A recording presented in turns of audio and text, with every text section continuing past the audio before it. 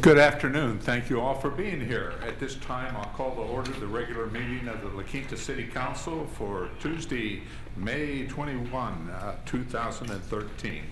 At this time, I'll ask for a roll call, please, Susan.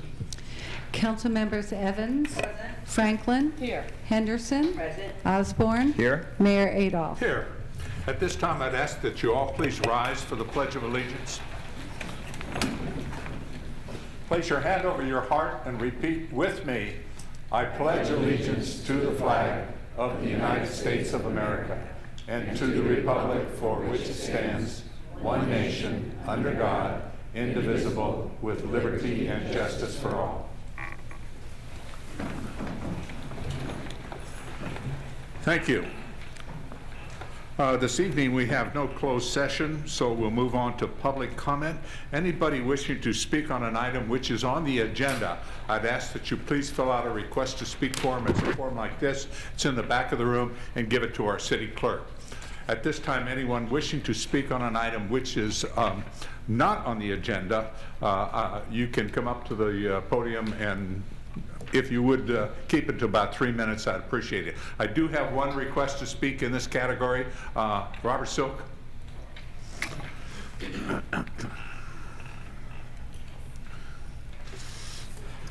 Nice to see all of you. Is this turned on, or is this? It's on. This is this? Yeah, it's the little You can hear me now? Yes. Oh, much improved. Nice to see all of you again, honorable council members, city manager, city attorney, members of the audience. I'd like to speak to you about the dirt lot on Avenue 52. We at the Concerned Citizens of La Quinta, now at over 1,700 members, have received several inquiries from our membership that the lot is an eyesore, and two of the people are opening up new businesses here in La Quinta, one in their home, a lady, and the other in a storefront. And they told us, and I have it in writing, that they were afraid to come forward to state their opposition because of reprisals. I was very surprised at that, and I told them that would never happen, that we are a free society and they could come here and speak their mind. So I'm speaking for them. One of them received a letter from Tim Johansson stating that in order to fix up that dirt lot, that it would cost $100,000 to $150,000 plus $10,000 a year. Those are strange figures to us because I even took my gardener by there who said that he would do the whole thing for $5,000. Now, I don't think that it's a lot to ask if we're considering spending a lot of money in other ways on the canal and so forth that may not be needed. I know that's going to be discussed today. But I feel that if we could take a bulldozer and smooth that land out and put the brown granulated soil on top of it, like one whole mound, and clean that up, and it shouldn't cost that much. Or if we even wanted to get community services involved to section it off for high school or junior high school kids to sort of grow their own patch of whatever they wanted in there and put a white picket fence around it. So I'd like you to consider something on that nature to clean up that lot across from the fire station. And I hope that you consider what I've said today about that. Thank you. Thank you, Bob. Anyone else wishing to speak on an item which is not on the agenda? Seeing none, then we'll move forward to our confirmation of agenda. Are there any changes, additions, or deletions by staff There are none. and by council members? Yes. Mr. Mayor, regarding our consent calendar, I would like to ask that item number 9 be voted on separately.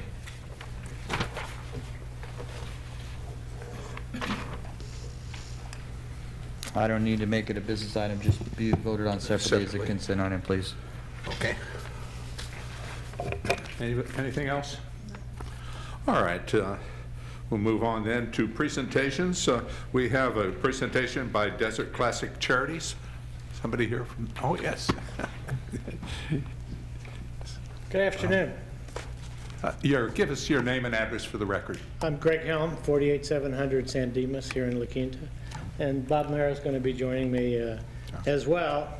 I come in each year, it seems, for 5 or 6 years to give you a report on the Desert Classic Charities and the Humana Challenge, previously Bob Hope. And I got to tell you, coming in the last 2 years has been especially enjoyable much more enjoyable than maybe the 3 or 4 preceding, because some of the numbers and the performance and the way it's contributed to the publicity for the city of La Quinta has been astonishing in many ways. What we're going to do today is I'm going to try to give you a report, some of which you have in your packet, on last year's performance, and then Bob Mara, the CEO and director of the tournament, will talk about next year's tournament. Most important, I think, is the results of the public relations efforts that went on behalf of the tournament. These are tremendous figures when you look at 153 million eyeballs saw news stories, bylined City of La Quinta.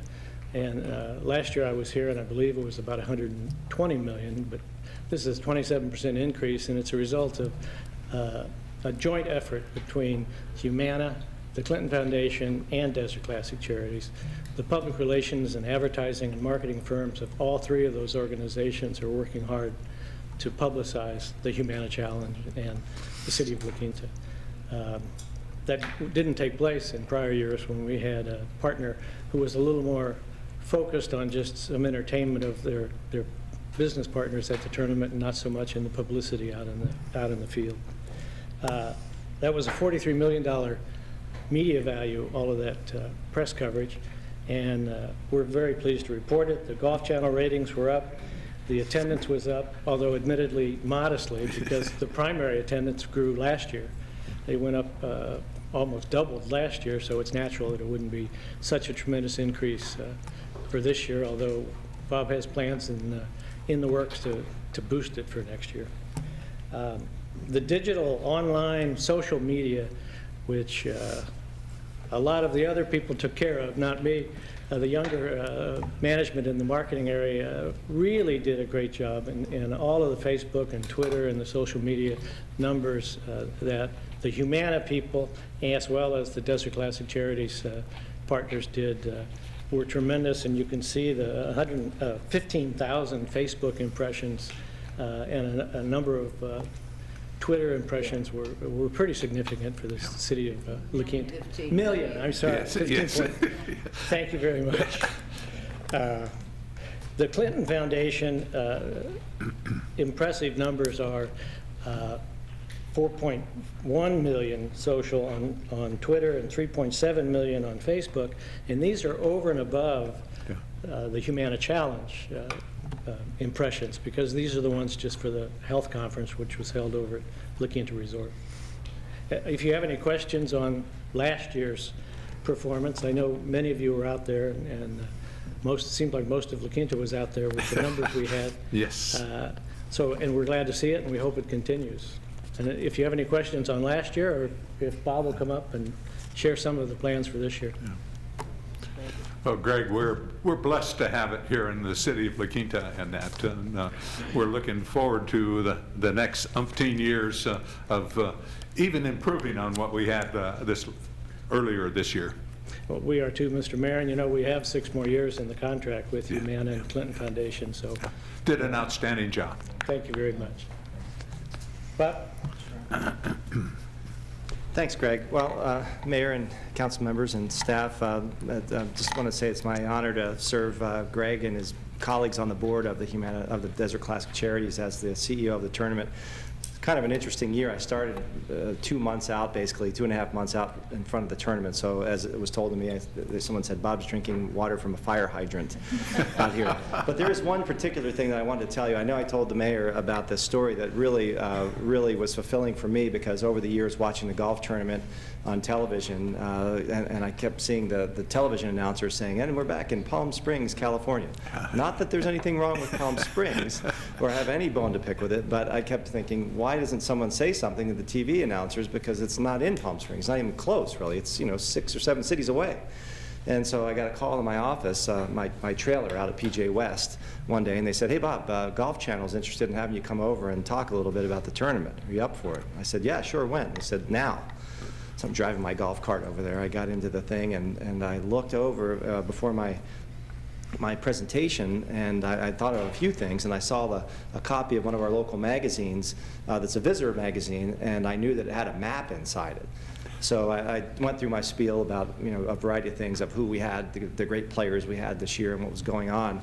And then I said, "Oh, by the way," and I opened it up to the center, and I said, "Each color here represents a different city in the Coachella Valley. This is the Coachella Valley. This one is called La Quinta. That's where we're at. This one is blue, and these other 8 are different cities. None of them, except one, is Palm Springs." And so we went through this thing, and then I was just knocked out when I actually saw the replay of the broadcast. And they made a fuss out of it. They talked about the Coachella Valley, and they actually drew a line on the 16th hole where they were showing the sedimentary layers of rock and where the water line was and saying the area, all this stuff that I told them, they were actually saying it. And so remember, it's in La Quinta. And I was looking at the Bob Hope Club, and there were some people around, and I heard this at one point, and I went like this, and people thought I was nuts, and I said, "No, that's all right. I'm just happy about them talking about La Quinta."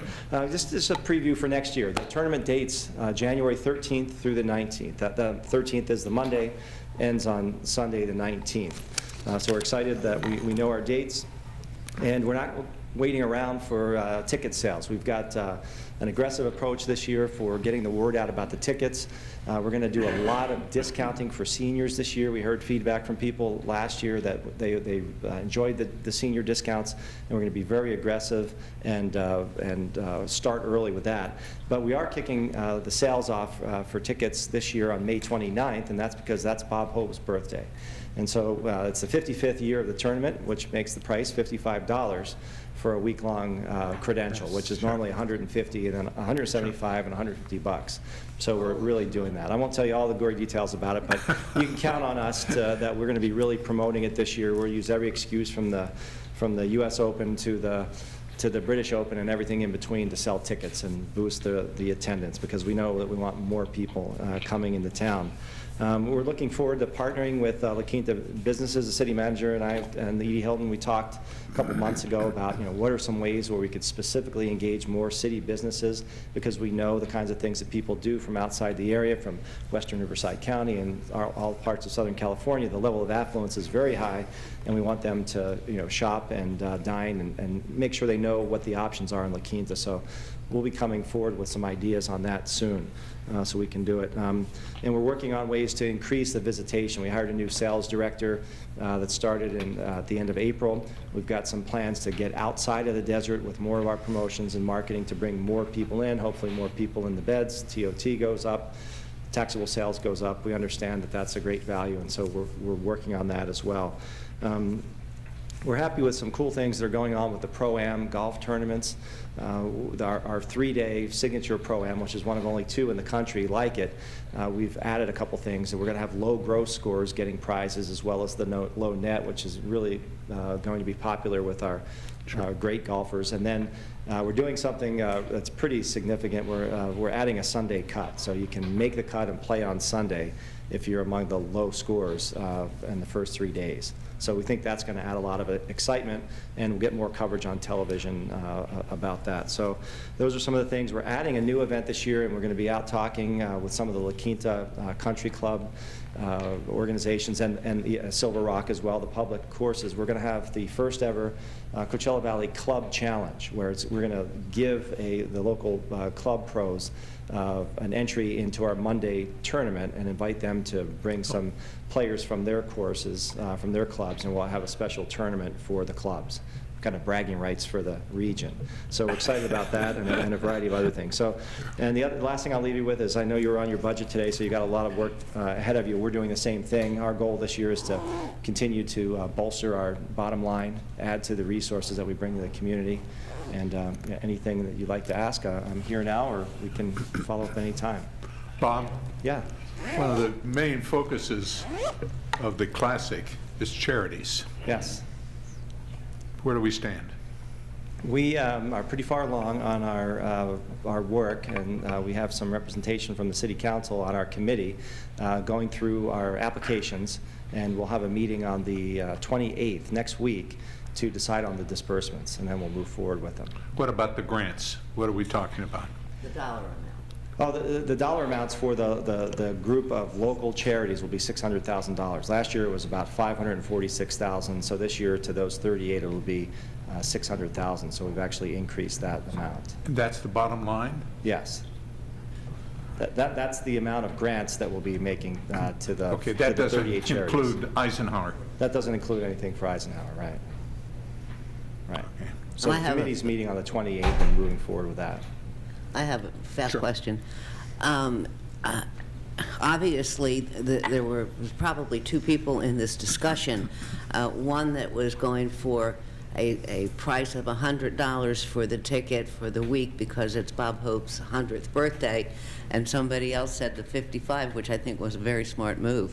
But I just comment that I'd like to have been in the room on that, the win-lose side there, because Yeah, well, that's what you just have to sell more units, right? We're losing money, but we're making it up on volume. That's right, that's right. We just want to, I think the key thing is to make a statement and get started early and rally the community. The same thing we want to do with the La Quinta businesses is start early and get the word out. And so far, it's just been really rewarding when I'm out talking to business people and individuals about this starting early and, hey, can you help us open doors? Everyone says, we're in, we're up for it, and I think especially the La Quinta people, because I think they understand the direct benefits that we're bringing to the city. Bob, quick That's a question for limited- you. Oh, yeah. $55 is for a limited time. That's right, yeah. The offer is till June 15th.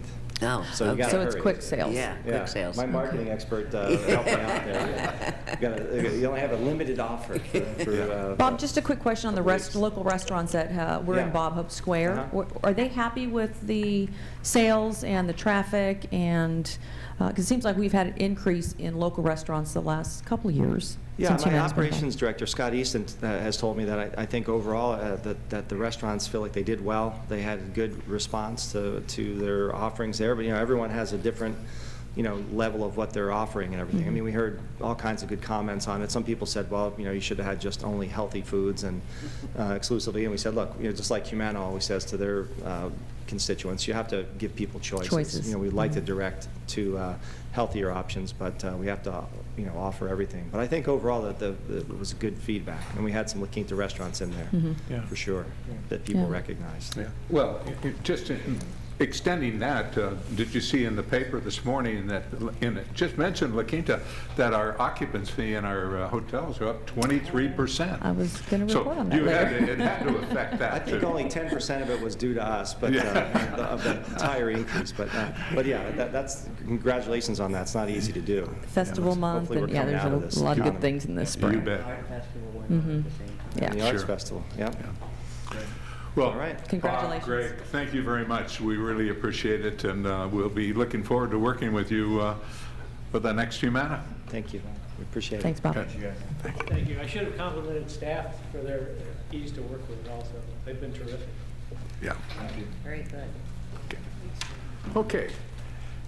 That was all we had for presentations, so we'll go on to written communications. We have none. We'll ask for approval of minutes of May 7th. Second. Please vote.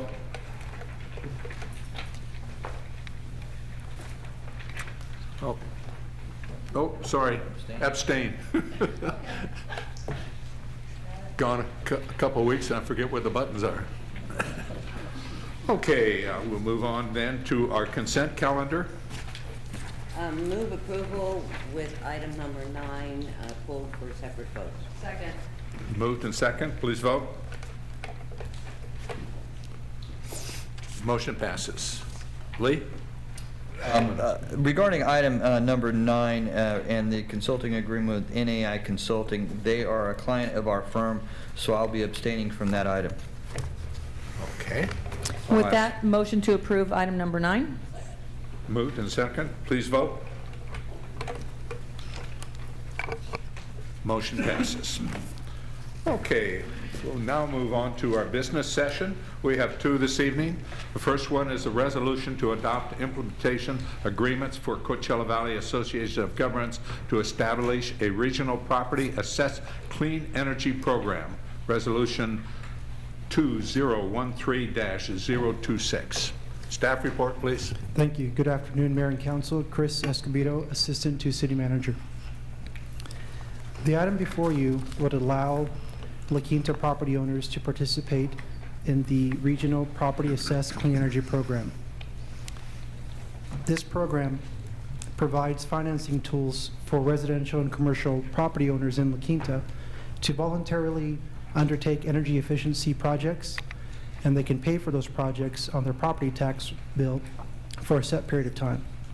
So CVAG has adopted this program and is now asking its member agencies to consider approval and participation for each jurisdiction. So with that, we have CVAG's Katie Barrows, Director of Environmental Resources, who's here to talk more about the program. Katie?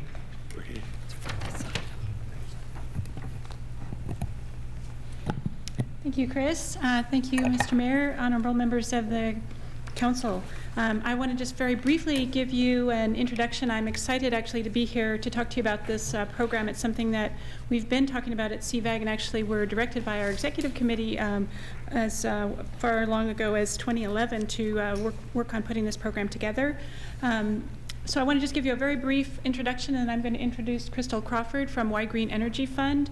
Y Green is the firm that the CVAG Executive Committee has recommended we work with to develop a regional property assessed clean energy program. Essentially what we're looking for, as Chris described, is an opportunity for residents and property owners to really take a step that's been a challenge for many of us in terms of having upfront funding that would allow them to make investments in their property for things like more energy efficient windows, for better air conditioners. It also would cover renewable energy projects like solar panels and solar on rooftops. And it also covers water conservation measures. And as you see in your packet, there's a list of eligible measures. I think what we're looking at in terms of this program is there's some really great elements to the regional PACE program that we think will benefit the residents and businesses and property owners in the city of La Quinta. One of those, as I mentioned, upfront funding that can be made available through property taxes. It's paid off over a long time period. It is a totally voluntary program. The decision to participate is made by the property owner. They choose to do so, and what you are being asked to do as one of our CVAG member agencies is to make that opportunity available by approving an implementation agreement. I think another great thing about this PACE program is, you might know, several years ago in 2008, the city of Palm Desert started a PACE program and was instrumental in getting this kind of program set up. And they provided funding through the city. The funds were provided by the city. In this case, Y Green Energy Fund is bringing private investment to our community, funding sources that are coming from a variety of investors, potentially local banks, that would help to really allow property owners not just to invest in their property, but to save money and look for ways that they can cut their energy bills and find better comfort and all the things that go along with that.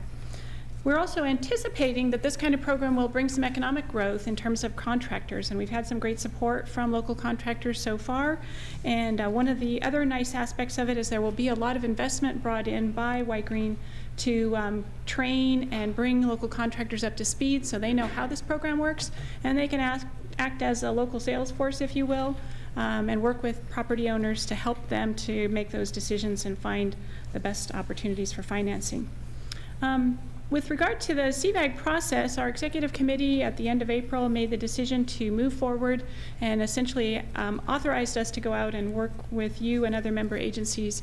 We need to have authorization through this implementation agreement that would allow, essentially, La Quinta is saying to CVAG, you may establish this regional program on behalf of La Quinta and our other members.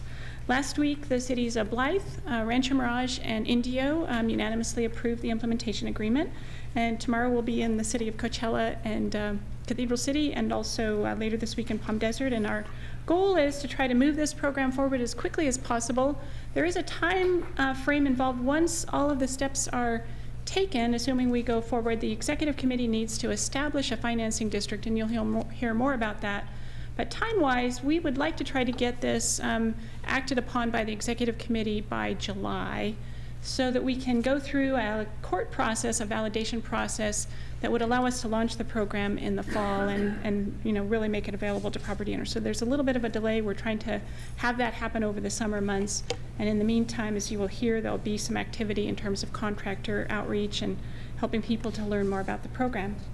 With that, I'd like to introduce Crystal Crawford, and Crystal and I will both be available should you have any questions. Thank you.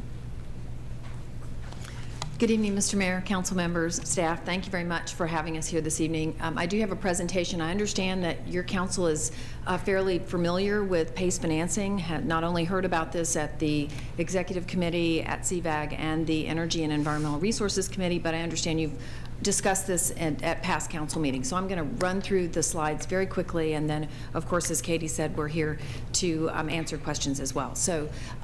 Clean Energy CVAG, next slide please, Chris, is a public-private partnership, as Katie has described.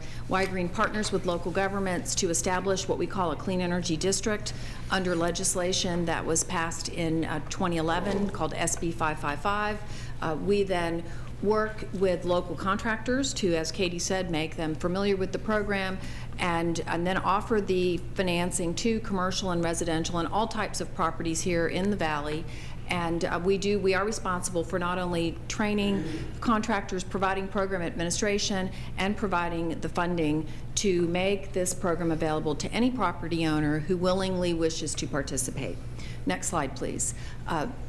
Some of the benefits, Katie's touched upon a couple of them, but some of the advantages here before you: 100% project financing. The payments are made on an annual basis or every 6 months with an additional increment on your property taxes.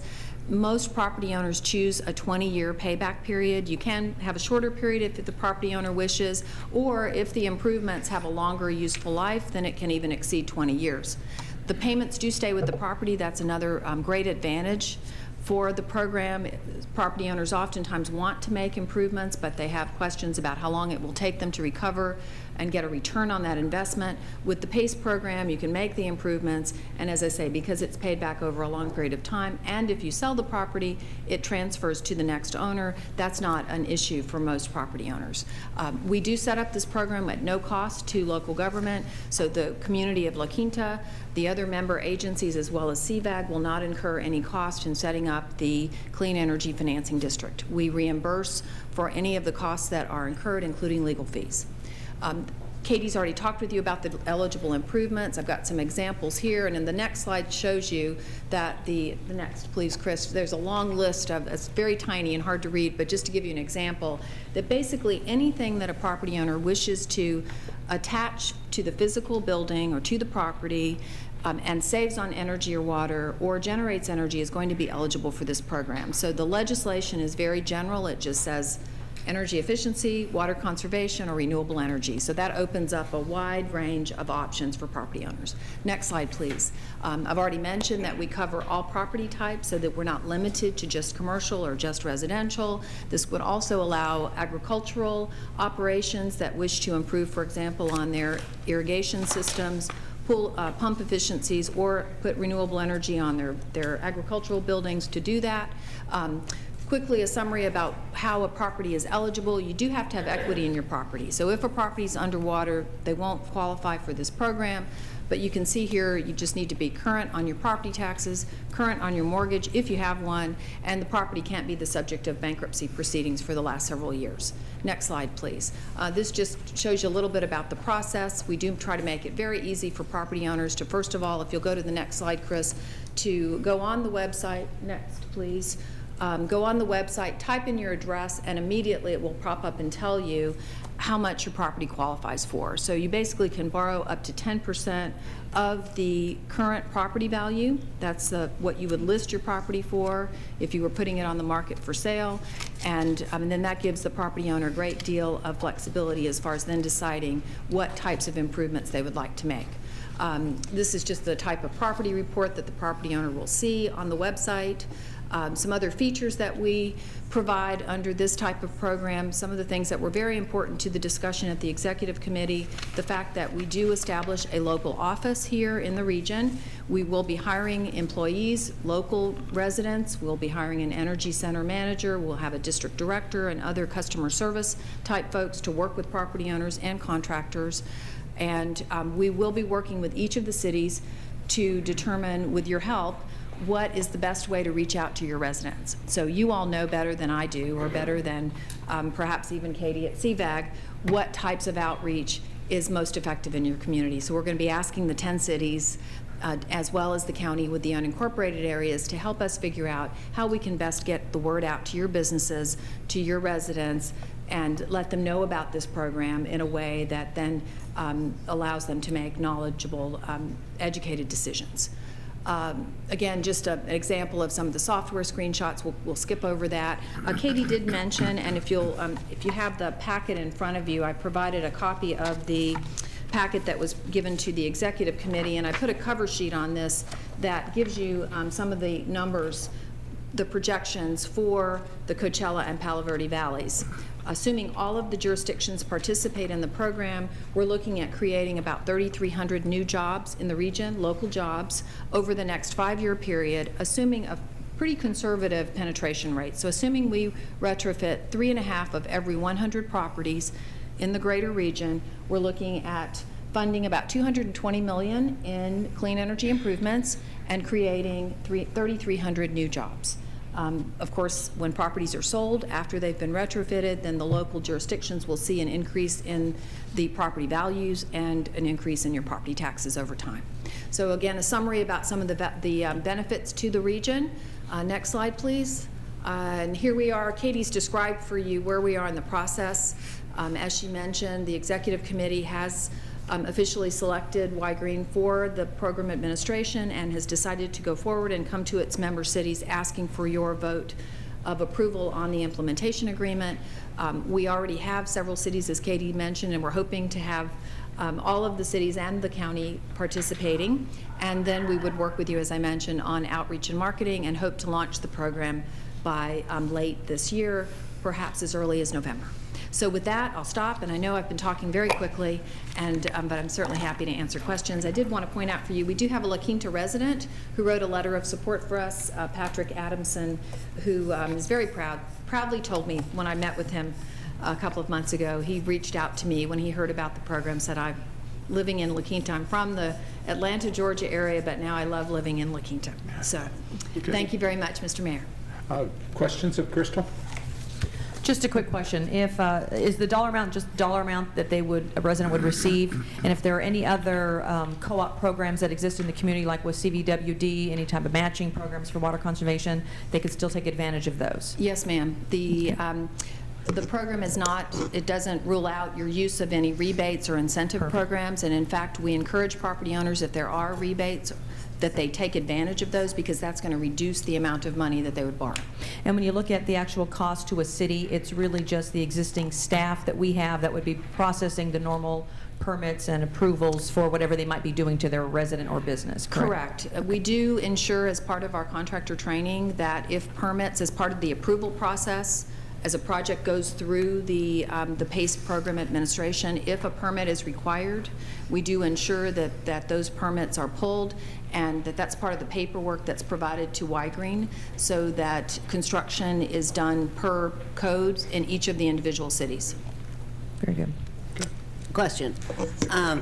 As I understand it, and please feel free to correct me at any point, but as I understand it, PACE is the actual legal formation that allows for property owners to have put a tax assessment on. So it's kind of a part of the government structure, if you will. Yes, ma'am. Okay, but in the case of, which I wholeheartedly understand, and I think that there's a lot of benefits to that, particularly because it is voluntary.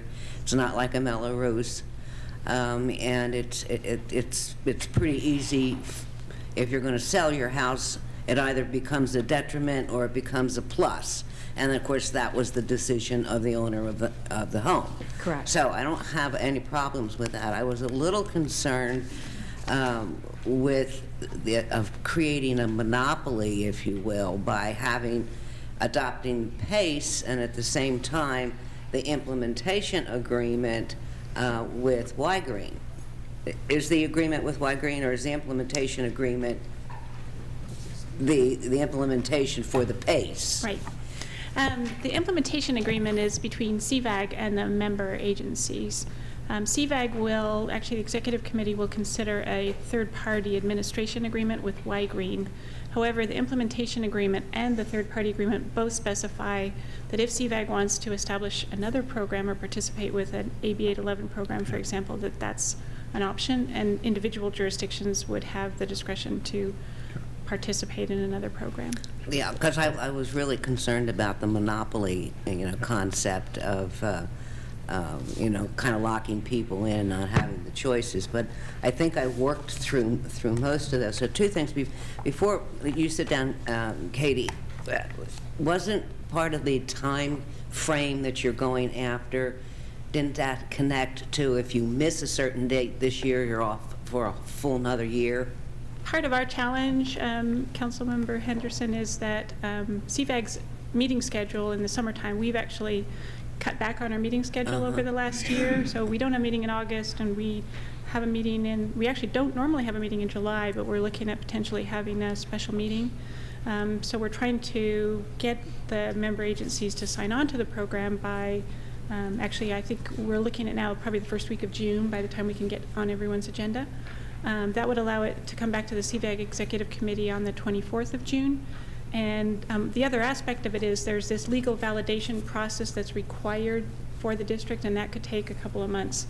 So we're kind of hoping to have that happen. But you're trying to have that done so that you can go on the tax rolls in January. That's exactly right. And if you miss that, then yes, you're you'd right be about off that. another year. Correct. Right. Okay.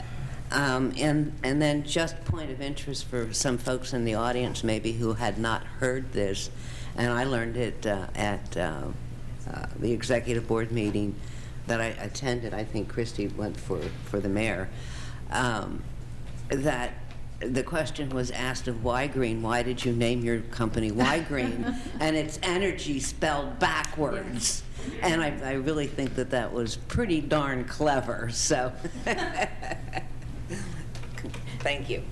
And the reality is if we choose not to participate in the district this go-round, our residents will not be able to utilize this for that time frame. And then there's also the district component. If another organization, another Y-Green presents itself, we actually have to form a whole new district, is my understanding, to invite yet another party. And my concern was the exclusivity of Y-Green, but the need for and or the request for a local entity. There are not that many operations out there, companies right now that are doing what Y-Green does.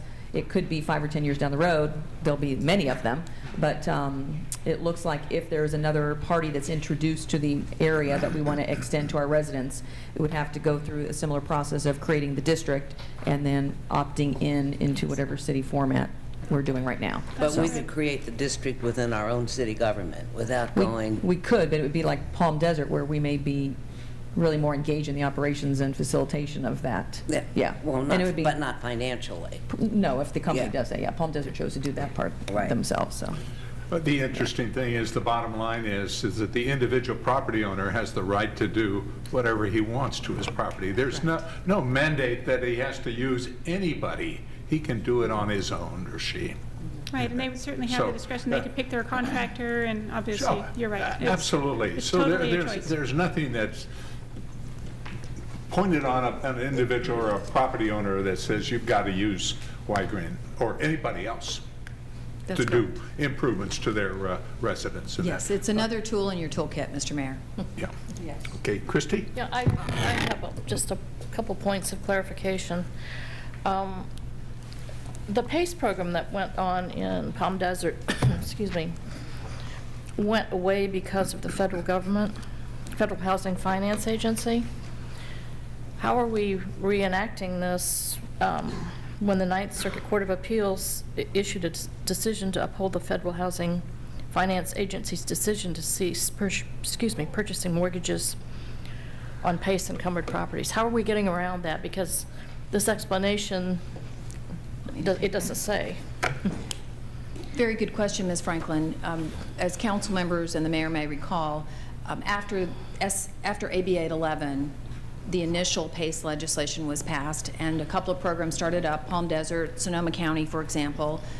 The FHFA came out with an objection saying they were concerned about the AB 811 program, those loans having priority over existing mortgages that the FHFA might purchase. As it turns out, that is not, although they issued that objection, and that did create a lot of consternation and did in fact slow down some of the programs that were out there. In fact, the Palm Desert program and the Sonoma County program, as well as the Western Riverside program, the HERO program that we competed against for this contract award, have continued with residential financings. So the universe of properties that are subject to that FHFA objection is pretty small. In fact, in Sonoma County, there have only been 4 properties where the property owner had to, when they were selling their home, pay off that PACE financing as part of the sale because of the FHFA having that loan or the purchaser wishing to be able to take out a conforming loan. So while it did cause a lot of concern and questions, it has not in fact created real problems for the programs, particularly on, these are residential. So the Ninth Circuit decision determined that the FHFA had the right to issue that objection letter. The plaintiffs, one of which was the City of Palm Desert, the other was the California State Attorney General, the County of Sonoma, all of the plaintiffs that were challenging the rulemaking process, they argued that the FHFA should have gone through a rulemaking process. The Ninth Circuit said no, the FHFA occupies a role as a fiduciary over these mortgages, and so they had the right to issue their objection. But in fact, what Y-Green has done, first of all, we're under a different statutory framework, SB 555, which came later, which is established under the Communities Facilities District laws, which are known as Mello-Roos, commonly known as Mello-Roos. So we have a different framework that we use, a different model, which is more secure. We don't have the problems that they've had with the AB 811 program because that was a new financing tool. Mello-Roos has been around for 30 years and is very stable, has gone through all of the questions and answers and everything that goes with that. So we've been able to address the FHFA concerns about the loans through our underwriting standards, which we had a couple of those up on the slide. So we have not seen a real problem. The bottom line, Ms. Franklin, is we haven't seen a real problem with the residential financings. Other programs are ongoing under AB 811. We think under SB 555 and our underwriting standards that we won't have a problem at all. Okay, good. All right. It's a long answer. I hope that made sense. That's okay. Well, anytime that our city says, yes, let's do this, I think that we have a responsibility to make sure that our citizens understand everything about it. There is a 3% penalty for early payoff. Yes. And that's something they should know. That wasn't in our staff report. And I also, in the staff report, it says that, although this question was asked earlier, but suppose someone in La Quinta wanted to go with WRCOG and not go with this program, or they can't do that? Correct. That your CVAG and any cities that opt to approve the implementation agreement, you are choosing to participate right now in the Y-Green SB 555 program. But as Katie explained, that the implementation agreement leaves open for CVAG and your members, you as a member city, the opportunity to establish other programs should CVAG wish to do so.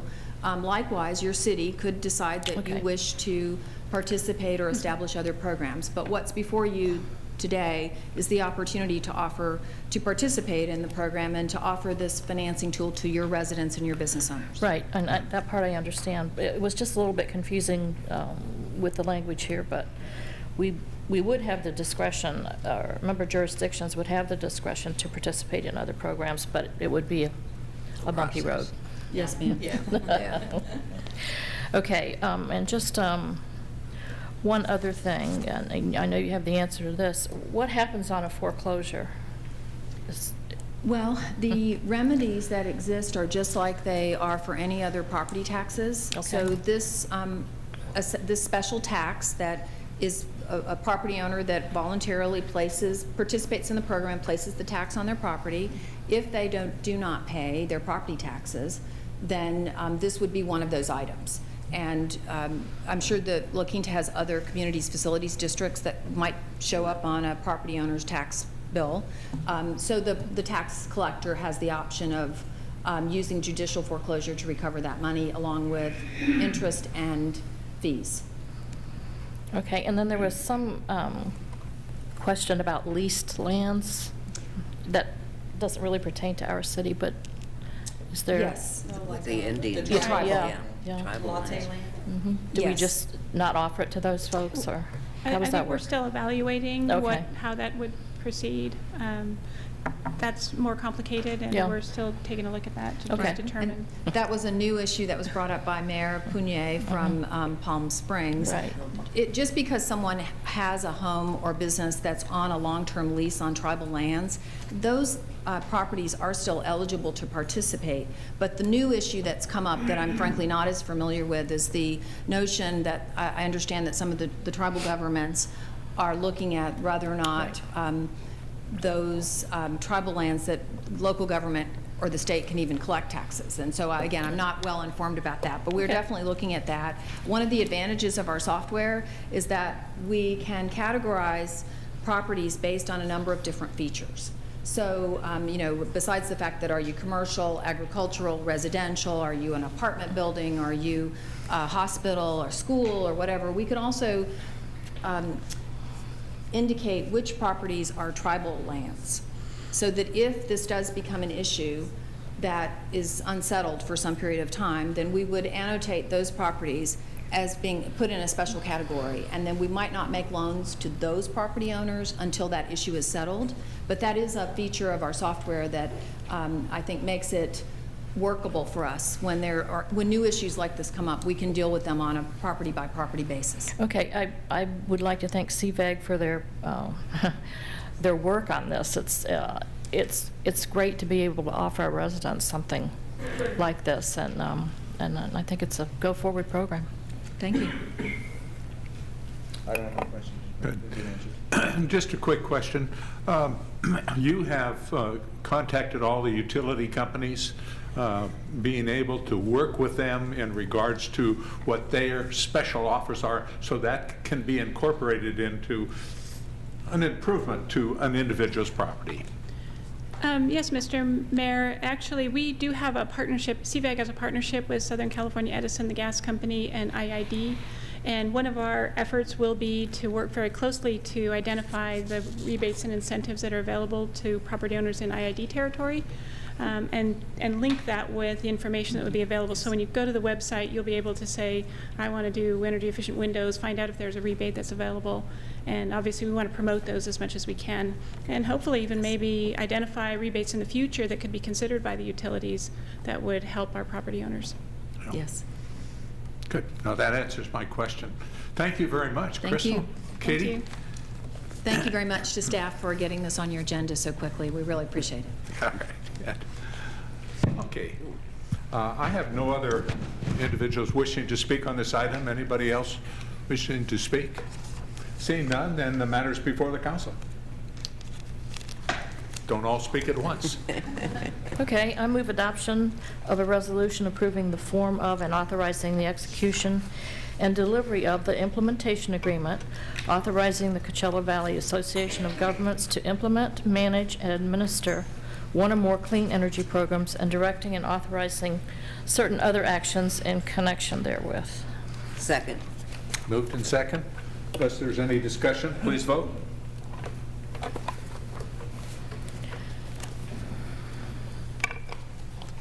Motion passes. Okay, we'll move on to business item number 2, and that's selection of an alternative for the replacement of the Coachella Canal within Silver Rock Golf Course. Staff report, please, Tim. Thank you, Honorable Mayor, City Council members. This is a continuation of the discussion we had on the last City Council meeting regarding the 2 pipeline options that have been designed over the better part of the last year, or excuse me, 1 pipeline option, 1 parallel canal option. I'll talk briefly about the two options, but the matter before the council, of course, is that we need to make a decision in order to meet the requirements of the agreement for this project with CVWD. The first option is a pipeline option shown here in orange that basically would intercept the existing Coachella Canal just west of its where it comes onto the property, and then bring it down the Avenue 54, or excuse me, Jefferson Street, and then Avenue 54 parkways. It would then duck behind PGA West, where we would need an easement there, and then connect into the existing drop structure behind PGA West. This option now in the revised estimate includes the removal of and relocation of the L4 pump station, which is just behind the 10th tee box, or just to the west of it, and then the demolition and filling in of the canal that runs east and west across the property. Looking at the cost of this project, the total cost is, if you include the L4 component, is about $14.3 million. CVAC's cost is still locked in at the $3.9 million based on the parallel canal option. So that brings the city's cost is up a little bit from what I reported 2 weeks ago to $10.4 million, based on the latest estimate that we had from RBF in terms of the total cost of that relocation of the L4 station.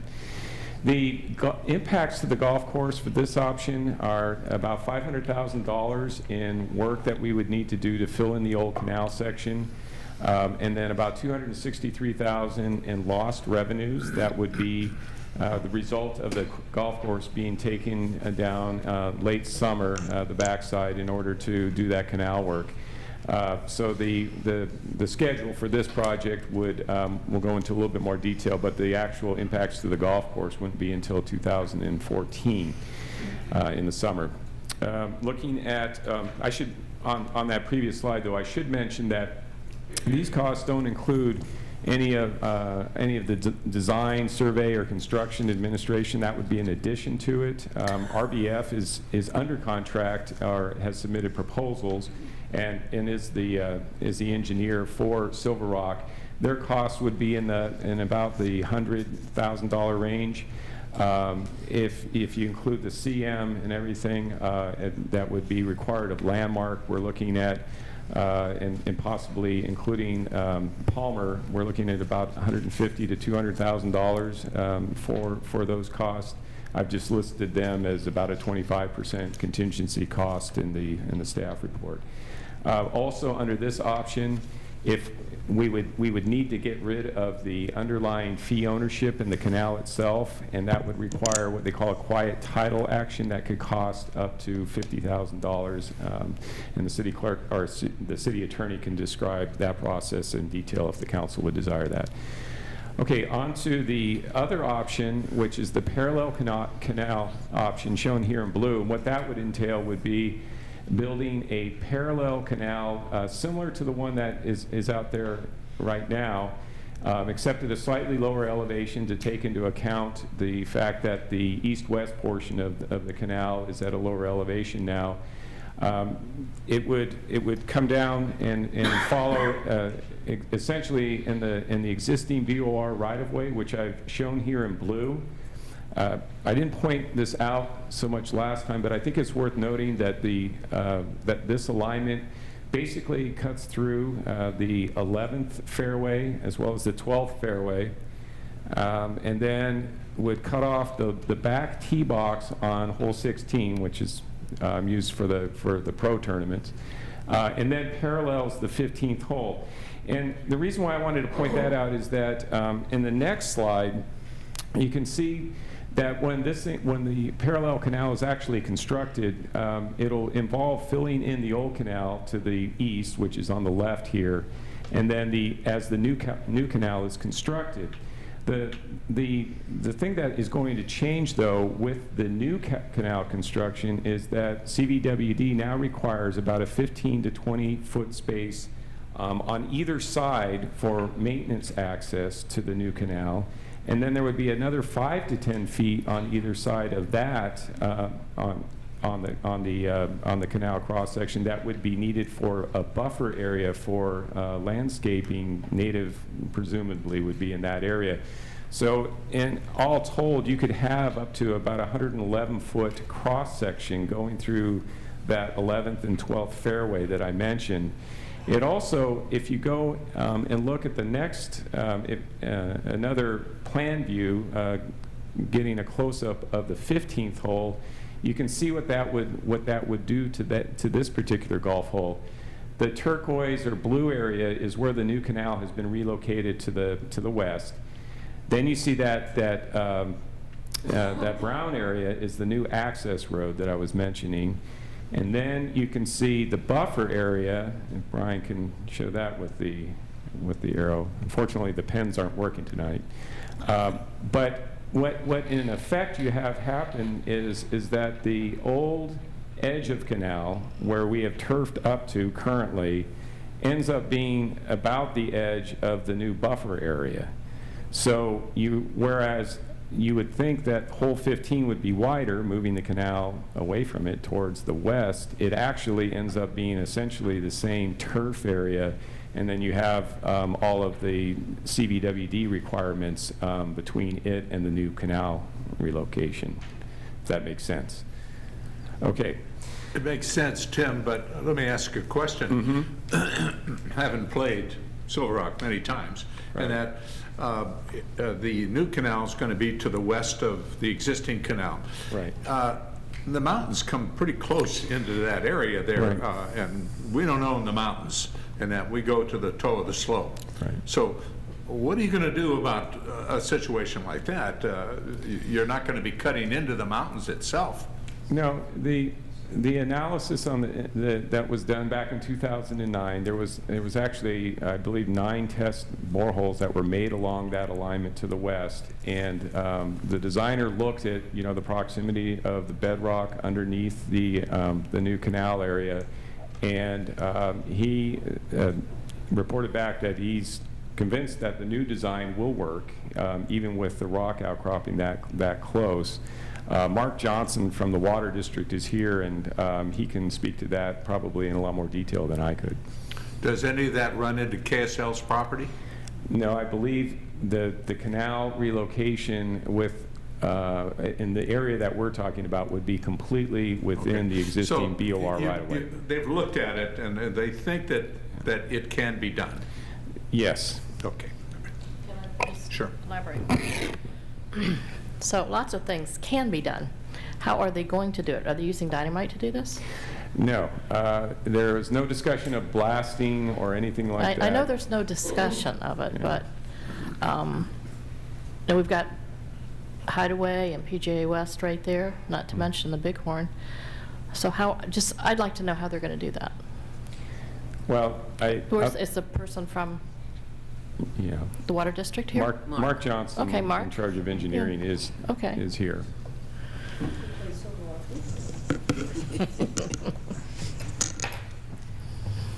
Mr. Mayor, members of the City Council, staff. My name is Mark Johnson. I'm the Director of Engineering for the Coachella Valley Water District, part-time golfer at Silver Rock.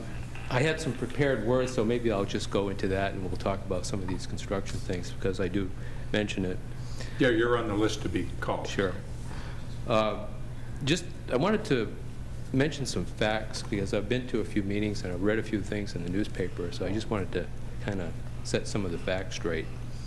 The Coachella Canal and the distribution system that supplies water to all of our irrigation customers is actually owned by the United States Bureau of Reclamation. CVWD operates it and maintains it for the Bureau. The right-of-way for the canal through the property that is now Silver Rock was obtained by the Bureau in 1946 from the landowners that owned that property at the time. That right-of-way is essentially an easement, and it varies in width from 140 feet. Most of it's 140 feet. In some areas, it's 110 feet. The canal was completed and placed in service in 1949, and has been serving our $500 million agricultural industry since that time, plus a lot of golf courses and greenscape areas. In 2002, the city of La Quinta closed on the Silver Rock property some 56 years after the right-of-way for the Coachella Canal was obtained. And in 2004, the Bureau of Reclamation issued a license to the city to use portions of that right-of-way for a golf course, bridges, and pipeline crossing. And that license reserved the right for CVWD and the USBR to perform improvements and make repairs. The other thing I wanted to clarify, I've read in the paper that the canal has sunk. It's not quite true. If we pretend that the dais that you're sitting at is the portion of the canal along hole number 15, there is actually about 28 feet of sand and gravel between the bottom of the canal and bedrock. So there is quite a bit of sand and gravel there to excavate. So there wouldn't need to be any blasting. However, but because it's sitting so close to bedrock, it hasn't settled over the 65 years that the canal has been in service. So if we pretend that's the section along hole number 15, and all of this out here is the Coachella Valley, where the rest of the canal is, the Coachella Valley has settled a little bit, subsided a little bit over time. So this is settled, that hasn't. So the canal is actually going up, and we've lost 50% of the capacity of that canal. It was designed to have a flow rate of 480 CFS, cubic feet per second, which is 952 acre feet per day, and now it's down to 240 CFS, or 473 acre feet per day. You know, there are many causes for subsidence. One of them is groundwater overdraft. And that means we're taking out more water from the aquifer for golf courses and agriculture and domestic drinking water purposes than we're returning. And as the groundwater lowers, the soil underneath the surface of the earth, sand and gravel, and the real important one is clay. As it drains, it'll compress a little bit, and that's what causes, is one of the components to subsidence. And we've seen in the lower Coachella Valley anywhere from, since that time, inches to, you know, 1.5 foot of settlement. So this section of canal is very important, not only to supply our ag customers from Lake Cahuilla on down, but it's also important because we have a recharge facility that some of you are aware of called the Thomas E. Levy Recharge Facility, which is now supplying on the order of 120 acre feet per day to make sure that that aquifer does not go down any further. And we've been recharging at that facility since 2009, and we're happy to report that already, just 4 years later, it's had a dramatic impact on subsidence. We've been monitoring groundwater subsidence, land subsidence with the United States Geologic Survey since 1996 in the Coachella Valley. A lot of studies. And recent information from the USGS, which will be published soon this summer, indicates that because of our recharge program, subsidence has stabilized in the La Quinta area. So we're very happy for that. However, that you can't reverse what's happened to the Coachella Canal. So contrary to what you may have read in the paper recently, the Coachella Valley Water Management Plan has been very successful through its water conservation, supplemental water, source substitution, and aquifer recharge programs. And as I mentioned, we're seeing the reversal of overdraft, and subsidence is waning.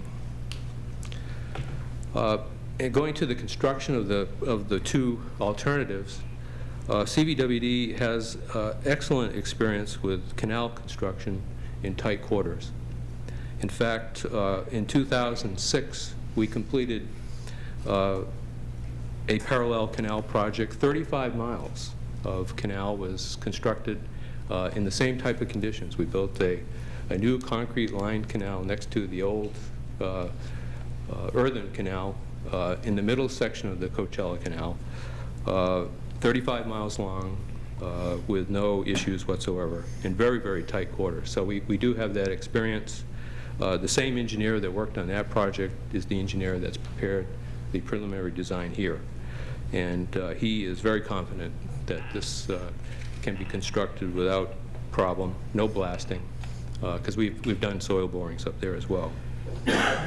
We're also very experienced with large pipeline construction. We built the Mid-Valley Pipeline in 2007, 8 miles of 54-inch pipe that was placed in the Coachella Valley Storm Channel that brings canal water from Indio over to Palm Desert.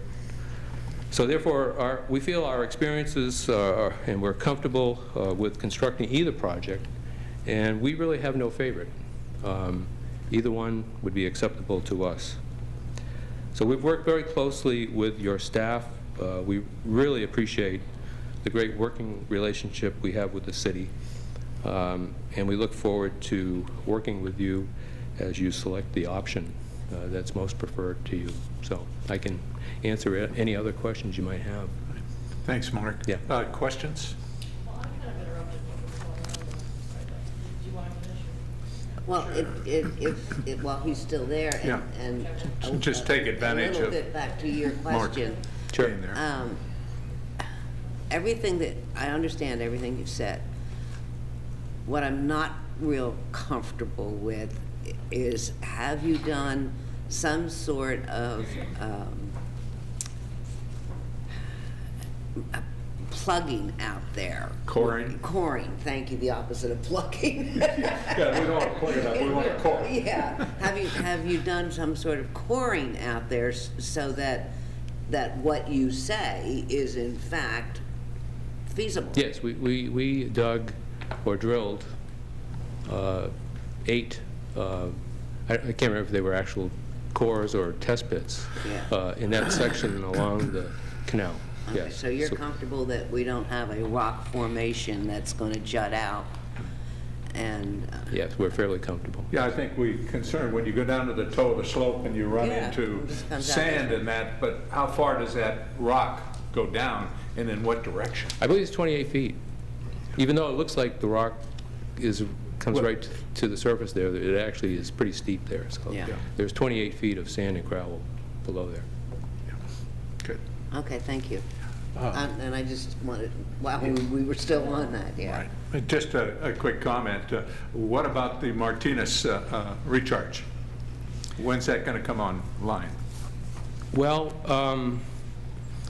we have good news there possibly as well, because that would be a very costly project. The Board of Directors of the Water District just recently approved the expenditure of the design services to build a new expansion of our irrigation system to the Oasis area. Currently, the Oasis area, the Oasis slope, if you're familiar with it, it's near where Martinez Canyon is, does not have irrigation service, so they're using groundwater. Yeah. And that's what I was wondering. Right. Was it going to use the Coachella Canal? yes. And it's a $25 million project. We're proposing to fund it through an assessment district and other means. And if it does get built, it will take, I think, 30,000 acre-feet of groundwater and convert it to canal water use. But the So canal, excuse the me. canal right now is able to satisfy the levee recharge and also the irrigation needed for the farmers? Currently, but very marginal. Yeah. The canal is in my backyard, so I see the water flowing all Yeah. the time, and sometimes it's low, sometimes it's high. And because of the situation at Silver Rock, we do have we can serve everybody currently, but it's very marginal. But it's very difficult to operate because we have that uphill section there that. Would you put Yeah, it? water doesn't flow very well uphill. Right. Okay. Mark, unless there's somebody else. I do have a question. Mark, are you familiar and have had discussions possibly with the concept of a hybrid fix, whereas we run parallel through the golf course, but where there's the land that is the proposed development area for hotels, that could be the underground portion? And would your engineers be prepared to run one way and have the ability to be flexible and alter plans as the progression continues? Yes, the developer that's been assigned the Silver Rock project did come to us kind of at the 11th hour with a proposed hybrid plan. It will work. We're not sure that their cost estimates are correct, but we really need to make a decision on this. We've delayed our decision. Our board is really anxious to get going on this. So, the hybrid option is doable, but a lot of work needs to be done. We've been working on this for 2 years, so.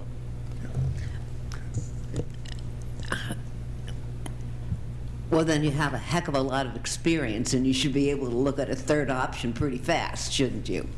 If you've been working on this one for 2 years, you know all the facts and figures. But it's going to take a while to actually put together the plans and. I understand. Yeah. I understand that there is a reasonable amount that, still needs to be, put right in front of you so that you can then pencil it out. But June 1st is fast approaching. We understand that, Mark. Thank you. Thank you very much, Mark. Not to make it fun, but we're caught between a rock and a hard place. Yeah, I understand. Mark, we may have more questions for you later, though, once I'll be here, the yeah. staff finishes. Thank you very much. Thanks, Mark. Thank you.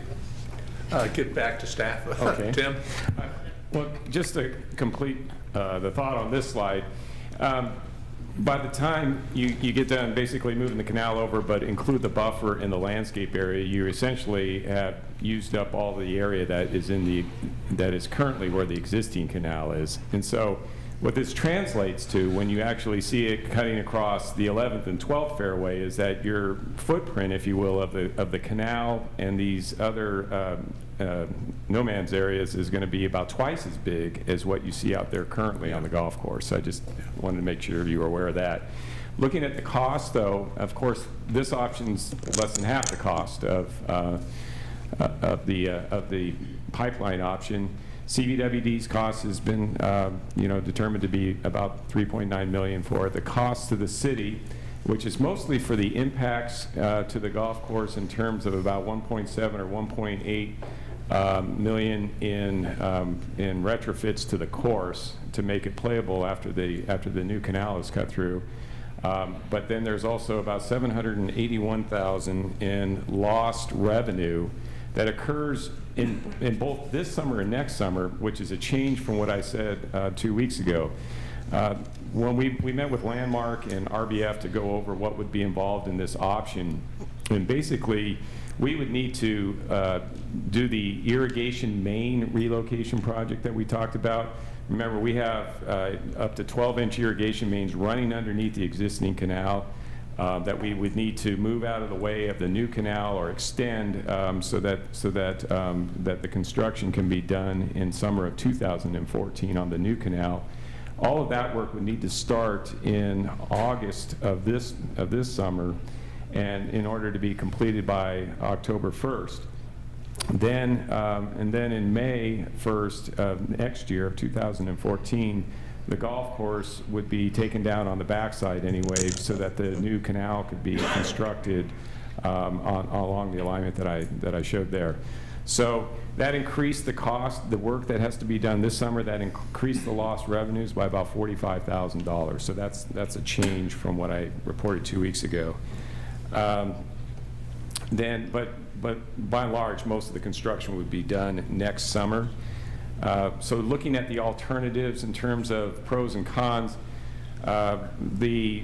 for the pipeline, the BOR and CVWD facility would no longer be in the way of the existing golf course and would presumably help future development of the Silver Rock Resort. When we talked to the Meriwether Group about the third option, the option that they talked about was a hybrid pipeline open channel, but along the pipeline alignment that we talked about, not the parallel canal alignment. So that's a little bit, just a point of clarification. Yeah, down Jefferson Street and then down 54 and then tie in like we were showing the pipeline. We looked at it, you know, preliminarily the numbers may be $1 million or $2 million in savings, but we don't know at this point. And as Mr. Johnson was pointing out, we're pretty far along in the design, and so we would need to backtrack in order to even contemplate that one. And there's been no financial commitment by Meriwether towards that option, at least that staff is aware of. But we'd still have to do the line from Jefferson Street over for the, at the north end, we'd still have to run a pipeline from Jefferson Street over to the pump. Unless we decided to remove that, we could do, basically, under the Meriwether option, as I understand it, or the hybrid option, it would intercept the pipe or the canal the same way that the pipeline option does. The difference would be, as you move south, there may be open sections in the pipeline where it would become an above-ground canal again. And the reason, and the same thing after it turns west on Avenue 54, until you have to go underground about the area where the maintenance area is because it just becomes too congested. The reason for doing that is the difference in the cost of construction for the open channel is quite a bit less than what the pipeline is. And so you could save that money by having the above ground channel in those locations. But then again, then you would have to deal with the fact that you have an open channel along parts of the alignment.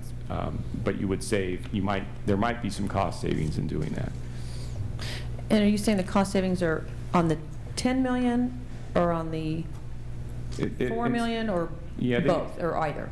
No, it would not be on the way that it was proposed to me, you would do either the parallel canal option, option number 2, or a hybrid of option number 1 and save off that $14 million number, it would be about $2 million less according to their preliminary numbers. Could you put a map back up? Sure. Yeah, that's what I need to see too. That'd be good. So are you saying that at the north end, from Jefferson, where there's a canal going west, Yes. that nothing would have to take place there? Well, that wouldn't have to be underground? It doesn't have to be. In fact, when we did the report at the study session, that was an add-on of about $1 million plus to remove that section and take the L4 pump station and move it closer to Jefferson Street. Okay, so we're now looking at potentially just leaving that alone for either or options. Well, okay. You would not, if you're doing the parallel canal option, it's kind of moot because there wouldn't be any reason to move it. But under the pipeline option or under Meriwether's option, as I understood it, we would relocate the L4 pump station over to Jefferson Street. And what is the cost of relocating the pump station? It's about $1.5 million is what we're estimating. Yeah. And that's already included. That's in that $14.3 million number. And that still is some kind of a savings of $1 million or $2 million?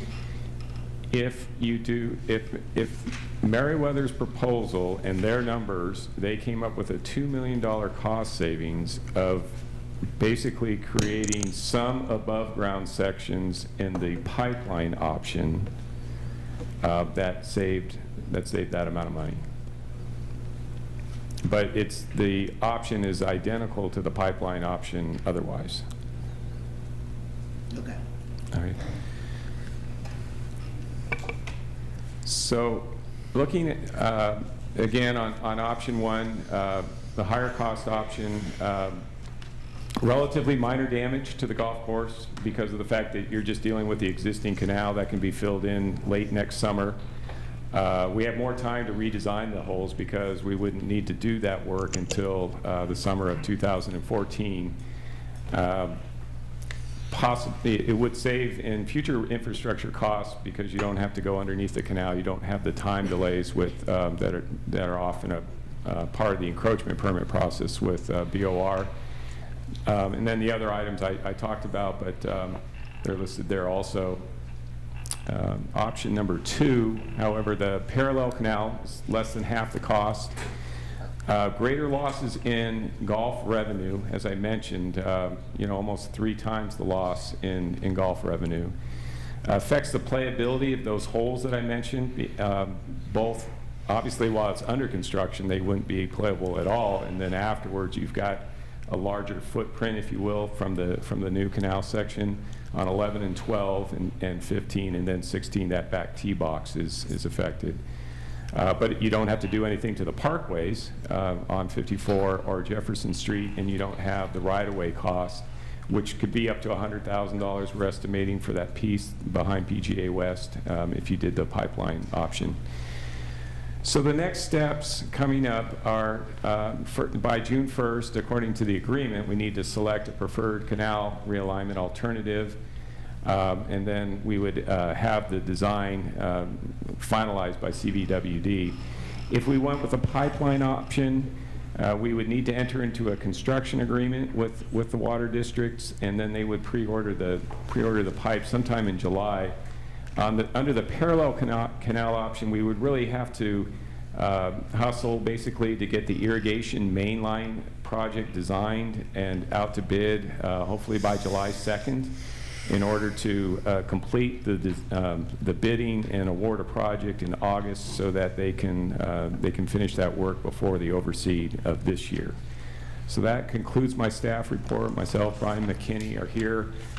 In addition to Mark Johnson from the Water District, we have representation from both Landmark and our design engineer, RBF, here as well, if you have any questions. Mr. Mayor? Thanks, Tim. Questions of staff? Thank you. In regards to the first question, in regards to options 1 versus option 2, and the items regarding the golf course impact and the lost revenue on both of those, option 1 showed a cost of those two combined of $763,000, and option 2 showed a cost of those two combined of 2.4, almost 2.5 million. Those numbers are general fund numbers, is that correct? That's direct impact to our general fund? Yes. The operations cannot be paid for from bond proceeds or anything like that, so that, yes, that would be a cost to the general fund. All right. As many things, the more we look at it, the more the cost goes up. So I'm having trouble understanding, with option 1, you're saying we would have engineering costs, construction management costs, and Palmer costs we're going to have. Why are we having engineering costs and construction management costs when CVWD is going to run the job? Well, because they're running the job for the pipeline installation under option 1, but there's things that we would need to follow up. For instance, somebody's got to repair the parkways, and CVWD isn't going to pay for that. We're going to have to absorb that cost. We're going to have design costs for the old canal section that we're going to have to talk to Palmer. We're going to have to work with Landmark and come up with a grading plan from RBF to grade that in, put in whatever golf amenities, if you will, that need to be designed into there. So there's going to be some design costs and some construction administration costs for that. So, can our engineering do our construction management also? And, well, we were assuming that at least the basic construction administration we would do in-house. We would pay the contractors from our normal way of running a capital project.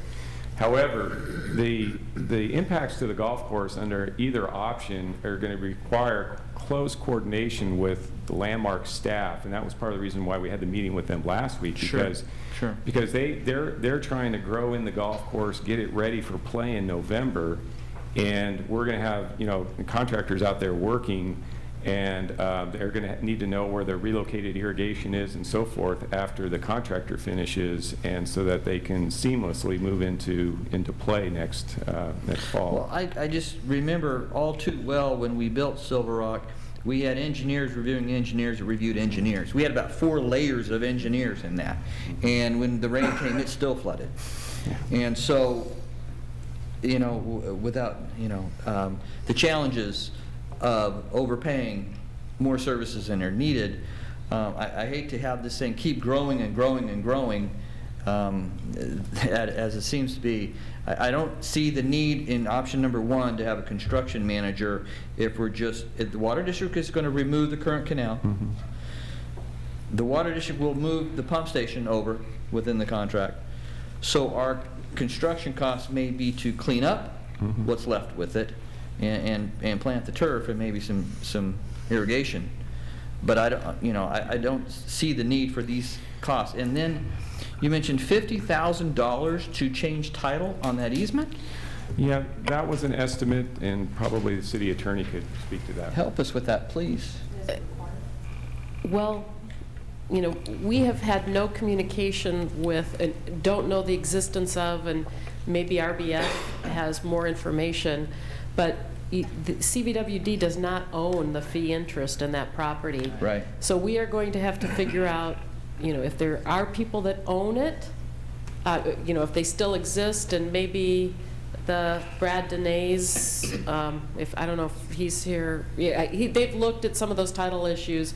We looked at them at one point in time, but somebody's going to have to figure out, get the best information about who last held that title.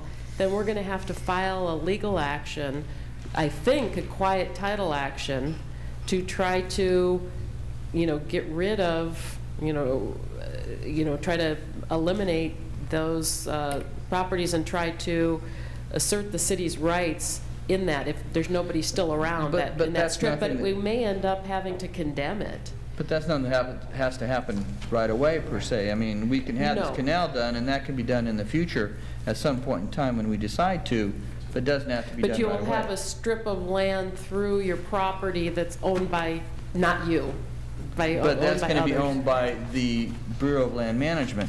They own an easement over it, but the purpose of their easement would no longer exist once the canal is abandoned. So when they abandon their easement, There's that gonna be a forces us strip. to go in and find out who actually owns that land. Yes, there's a strip of land through your Silver Rock that is not owned by them.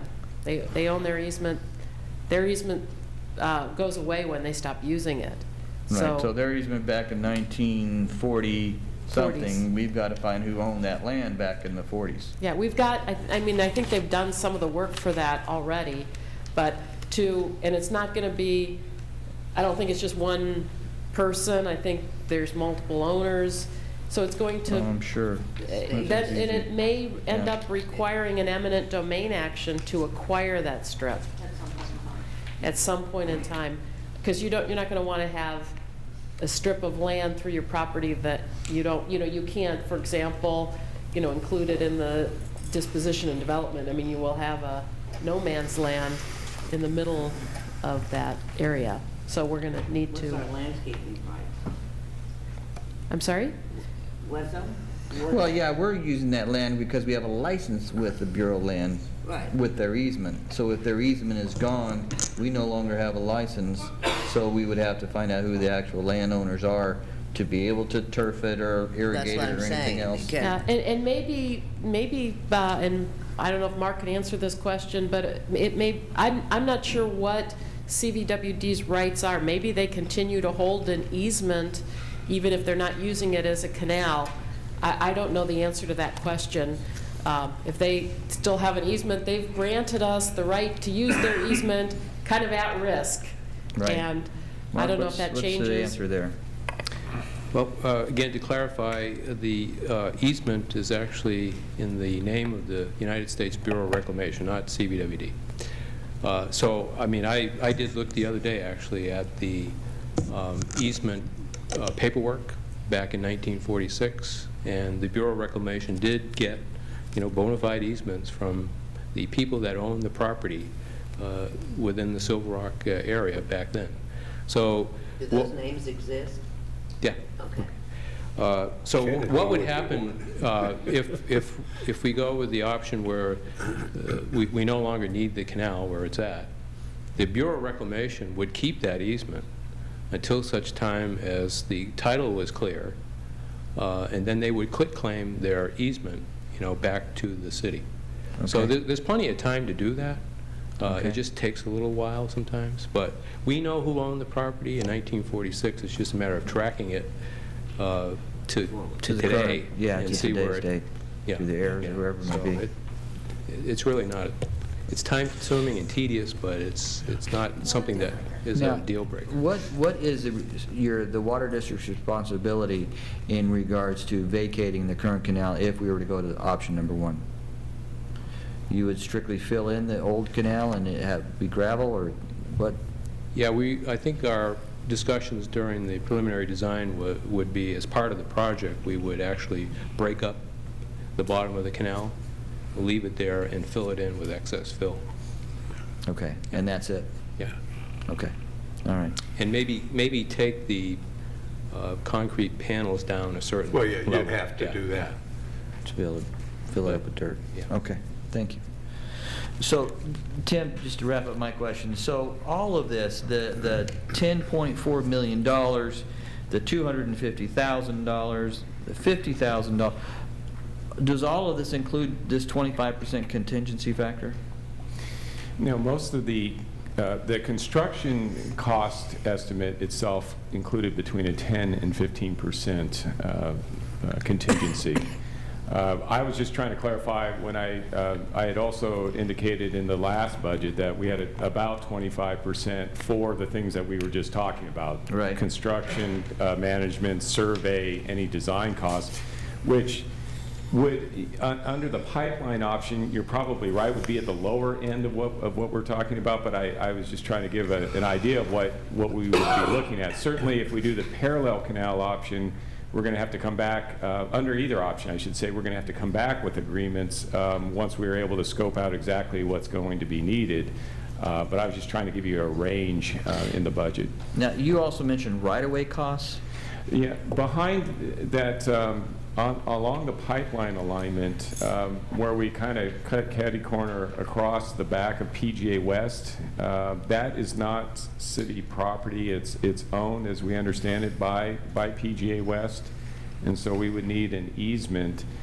We just threw a nominal amount at it because it's not used for anything as far as we can tell. It might be for drainage or something along those lines, but it's pretty much a waste area back there behind Right. PGA West. Okay. Thank you. That's all of my questions. Okay. Christie? No, hold off right now. Okay, Terry? Yes, I'd like Frank to give us clarity on the definition of the $10 million. The 9.2 bond money? Yes, ma'am, the 9.2 million bond money. And what is allowed to be used for, period? It's allowed to be used for public purpose projects, meaning infrastructure improvements, parks, and public facilities. Anywhere in the city? In project area number 1, and if I remember correctly, those bonds were sold in 2002, and in our official statement, we discussed the fact that we were using those for infrastructure and investment at Silver Rock Resort, or then it was called the Ranch. So, besides a potential need for 10.4 million plus for an underground option, what other predictable needs or opportunities might we be able to use those funds for with all the other acres we have to develop with our developer partners to be? Well, we could use those funds to underwrite some or a portion of the cost of the wet and dry utility system that is needed to energize the site. Anything on site that is hardscape or infrastructure. Streetscapes, Yeah. streets, Right. entry features, things like that, All right. Within Silver Rock. within Silver Rock. And the Or 2.5, within Project Area 1. You're Project not Area- limited okay. to Silver Rock. and then on the parallel canal, the 2.53 million, give or take, that money would be proposed to be paid for through reserves? Wait. Did I miss that part, I think? Let me get the 2.53 million on the parallel canal. We could not cover the lost revenue with anything but our reserve funds. Quimby's? We could cover some of the golf course impacts if they're related to rebuilding the course with those bond proceeds. Okay.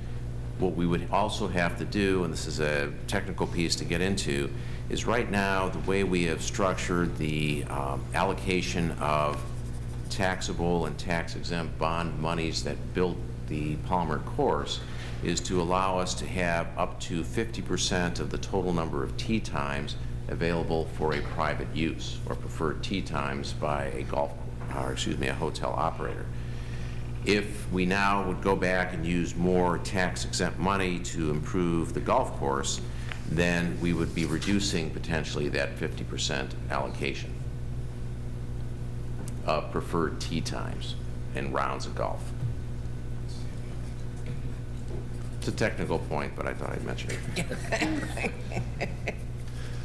Okay. Anything else? I do. The bottom line on this thing is the dollar amount that we're talking about. I think we all agree that we'd like to put the pipeline in and beautify the area that's going to be developed into a first-class 4- or 5-star hotel, a facility in that.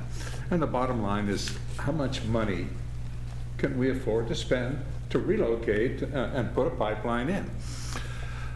Going back to when we were interviewing 3 different developers to develop this property, and John, you may want to come on up, because I specifically asked each one of them whether they would participate in the financial relocation of the canal.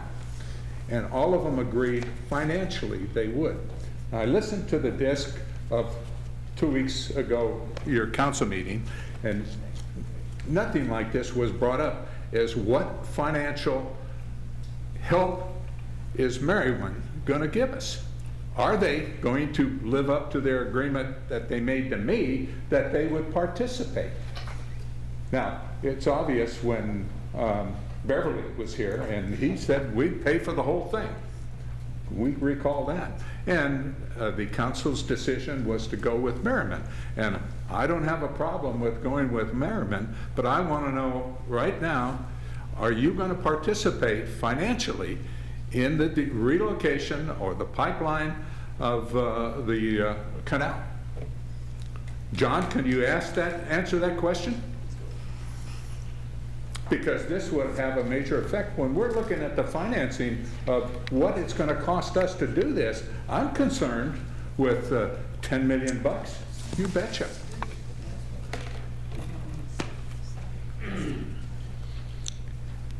You're up here. You're Just ready to a do grand that. cult with Meriwether and John Gamlin, I promise this time I won't talk into the light. I'll try to speak into the microphone.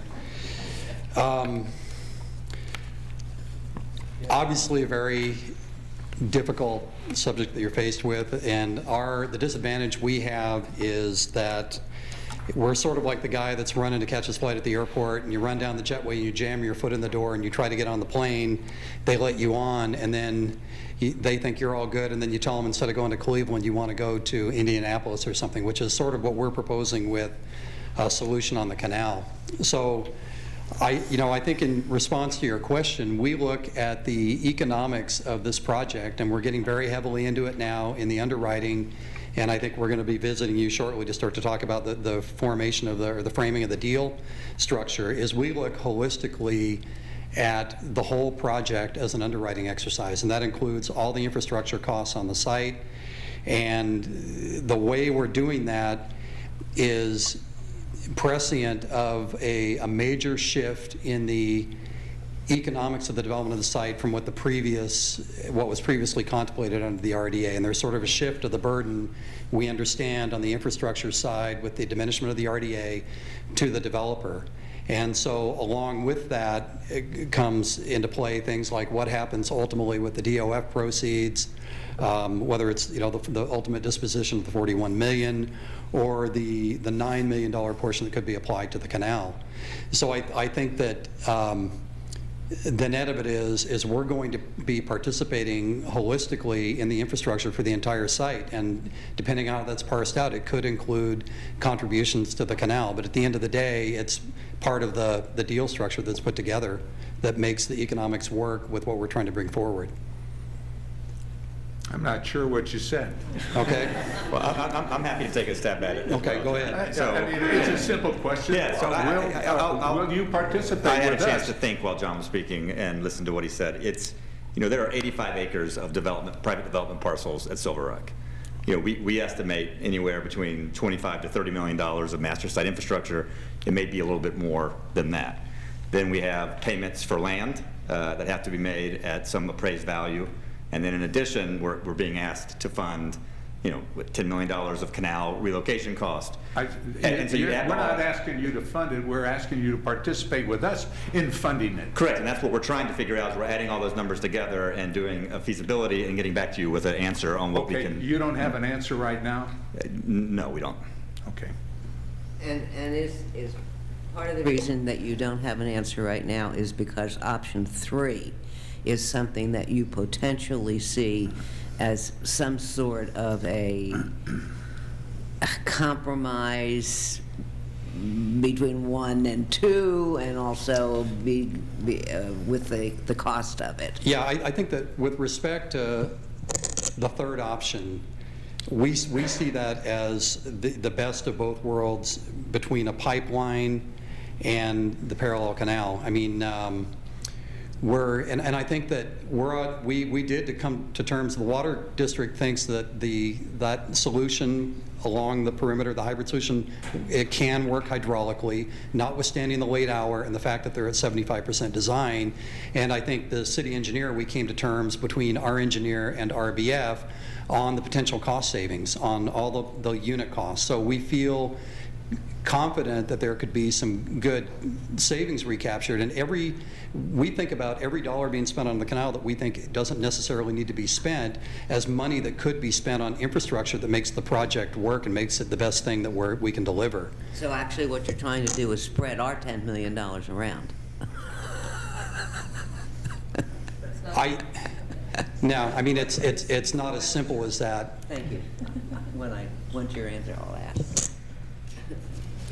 Well, I can't see a 60-foot roughly swatch going right through the middle of a first-class development with a chain link fence up to protect people from falling in the canal. It's one thing when it's on private property, but when you open it up to retail facilities and that, it ain't going to work. It's going to look like you know what. Yeah, I'm not sure what you're. Well, the canal, if we run the canal section through the property as it is right now, right, and redo it, and that the aesthetics of it in a facility that we're trying to develop at Silver Rock is not going to look very well. If the parallel canal option was selected, we would work to mitigate the east-west section upon which the L4 pump station sits in a hybrid of finding a way to take that underground, relocate the pump station, and take the distribution to the north. In other words, you talk about putting it underground?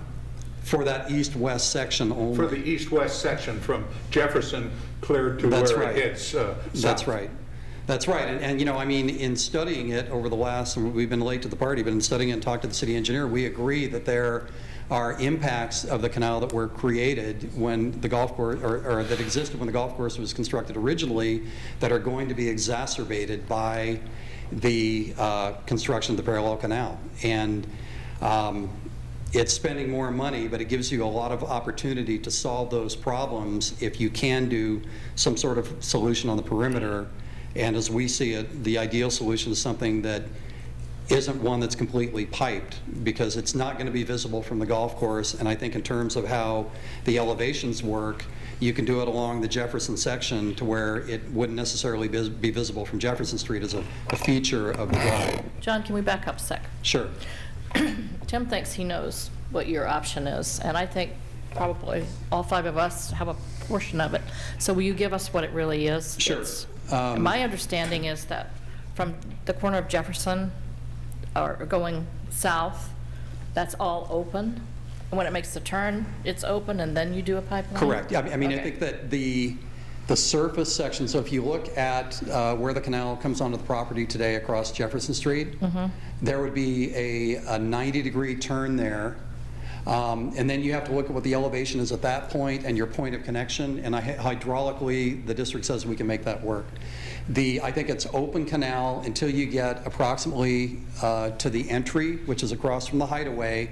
At that point, there may be some things that you can do, which in a closed system looks more like ornamental or like a water feature, but doesn't change the function of the canal. It's not used by the project. It just changes the way it looks. Beyond that point, it continues as a surface canal, goes down to 54. It heads west, and then there's a pinch point where you start to approach the maintenance building where it goes into a pipe section. And I have I don't know if it makes sense to put it up, Tim. I have the schematic. We don't need to get into that. But that's conceptually, that's what happens. So then that pipe section goes west until it hooks up. That's right. I think the cursor shows where the pipe section would be. So that's the same as what the pipeline option would be that's being proposed. Okay. And then the balance is a combination of mostly canal and then some manipulation of the way the canal looks at the entry, at the project entry. Okay, so then the current canal that's running west from Jefferson Street along Avenue 52. Right. That would be abandoned. Yes. And along with the rest of what has to be abandoned. Would this plan involve moving the pump station? Yes. Yes. Okay. Yeah, and our numbers are synonymous. When we talk about the delta, what we think is a $1 to $2 million savings, it's apples to apples with what Tim has presented, which includes the abandonment of that section. So we have that in our numbers to take that out.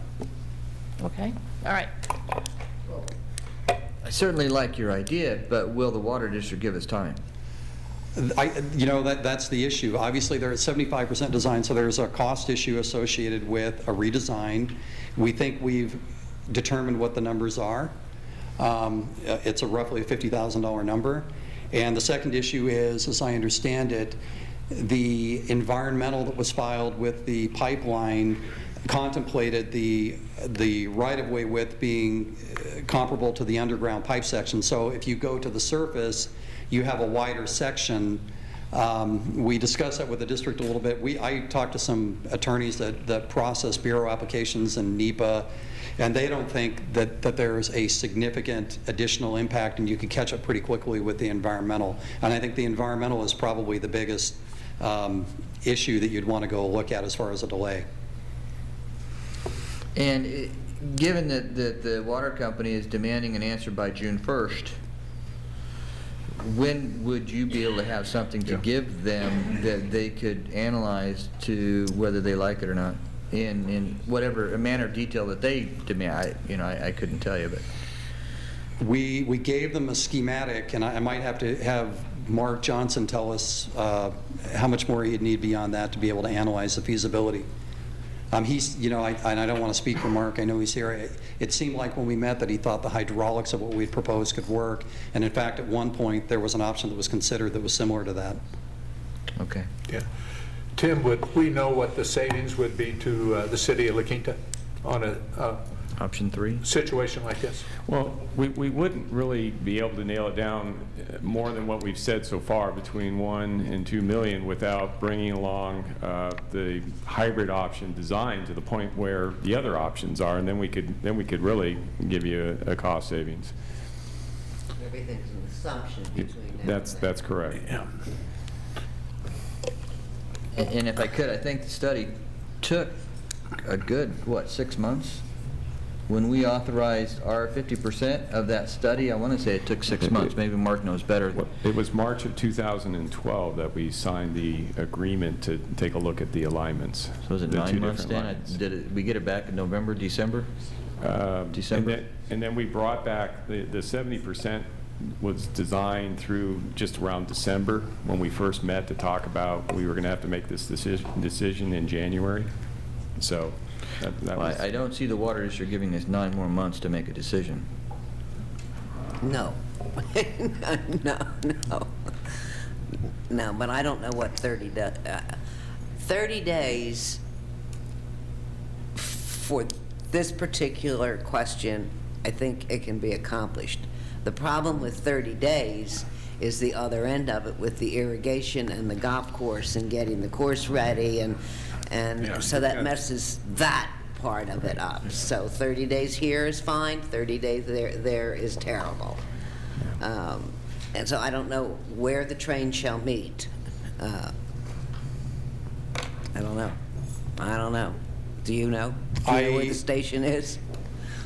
I have a sense that the time to redesign and catch up is less than 9 months. The engineer would have to speak to the accelerating a redesign from where the option C is now to where it's comparable to where the other two options are. No way to fast track it? I'm sure there is. I mean, it's just, But somebody's going to pay for it. That's right. And they wouldn't have to do a total whole No. new report. I mean, it's the same path, it's Right. just a different elevation, so to speak. Yeah, it's not a restart on the design.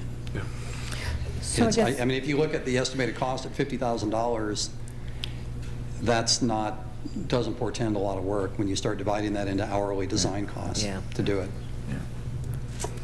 And bear in mind, along the schedule that we laid out for the parallel canal option, if that gets delayed, then that means that you have to start the work to relocate the main lines of the irrigation before May 1st, which is now you're into, Silver Rock's prime season, and you're losing revenues at that end instead of at the end of the summer, as we're currently scheduling.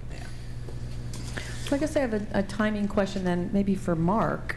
I mean, if we chose the parallel option with the caveat of seeking additional information for a proposed hybrid, the parallel for the golf course section isn't going to change with the hybrid, correct?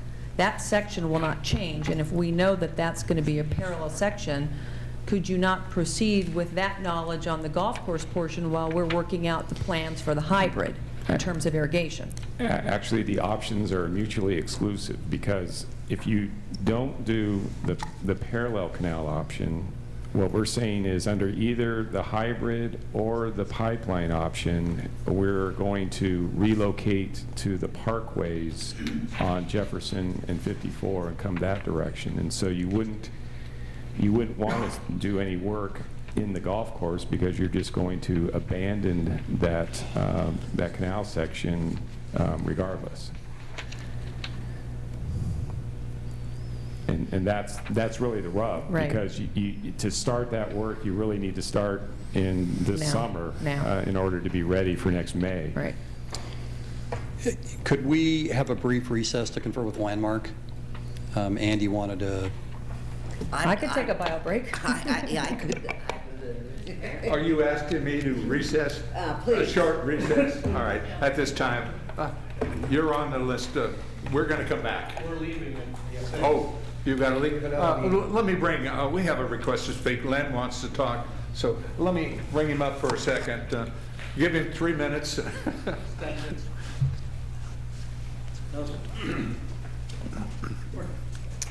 My name is Len Waylard. I live at 81773 Contento in La Quinta, California. Mr. Mayor, the council, staff, we kind of took a change of direction here in the last few minutes. Thank you, Mr. Mayor, for getting the developer involved, rather than appearing that it's the city carrying 100% of the load here. And the citizens on the other end. I had noted Lee's comments in the paper on the 13th, and I'm a little confused now where the money's coming from that we're talking about, because if I understand it correctly, we're tied to what the state's going to do with the 41 million. The timing on when they'll give us a statement of clearance is based on the 41 million. Once we receive that statement of clearance, then we can use our bond funds to pay for this. It's bond funds. Okay, so you're but without the redevelopment bond proceeds to fall back on, the cost may be too much for the current council members. There's 41 million and there's 9 million in bonds. There's two different figures there that we're dealing with. The 9 million is not part of the 41 million. Okay, well, I know. it's, Terry, when I met with you 2 years ago, and we talked about the different numbers that are floating around the city, it's very complicated, and for the citizens of this community to be educated, it's very, very difficult. I was thinking about an example I could use about what the situation we're in, and a couple weeks ago I was sitting at the corner of Washington and Avenue 52 waiting for the light to turn so I could go north on Washington. Well, there were 4 Continental GT Bentleys waiting to go into Tradition, and I looked at Marilyn, my wife, and I said, man, would I love to have one of those. And she said, well, if you wanted it, we could do it. I said, that'd be the stupidest thing we ever did. I said, yeah, we could do it, but there's going to be some significant repercussions on something that's very, very silly to do. So here we are. We're talking about a parallel canal that's cost effective. It may not be what we want, but is it what we need, Then we're talking about 10 million. I think you're right. This thing is going to spiral. And Lee, I thank you for asking the questions about where does the cost end. I think 14 million is low, and it's going to spiral out of control. So I just wanted to represent the citizens here on what would be nice to do, and it's going to look aesthetically pleasing versus what we should do as a council. And just on behalf of the citizens, I think if we don't do the parallel canal, there's going to be a huge majority of the citizens in this community be very disappointed in the decision. Thank you. If I could, Mr. Mayor, if this was just, it looks good, it would look better, if that was the only reason to do it, there's no way that I would do that. If it brings extra value and benefit to the property that will, in the long run, bring in the kind of tax revenue that we need to go forward, then there is a reason. Then the city needs a marketing campaign to clearly explain that to the citizens of the city. I would agree with you. Yeah. I would agree with you. Thank but you. Okay.